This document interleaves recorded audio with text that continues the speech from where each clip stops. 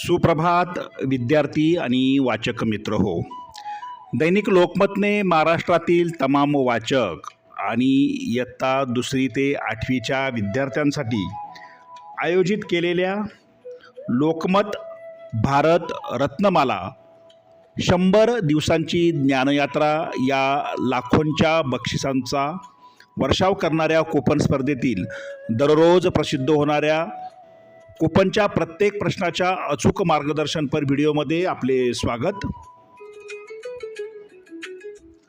या स्पर्धेतील नवनवीन अपडेटसाठी तसेच प्रश्नांच्या प्रत्येक अचूक उत्तरासाठी व स्पर्धेच्या माहितीसाठी आपले यूट्यूब चॅनल सबस्क्राईब करा.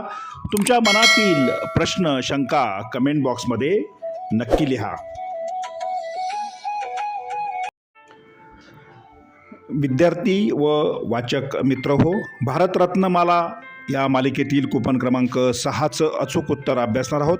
तत्पूर्वी या स्पर्धेच्या माहितीसाठी तसेच प्रत्येक दिवसाच्या प्रत्येक कूपनच्या उत्तरासाठी तुम्ही आपल्या यूट्यूब वाहिनीला नक्की भेट द्या.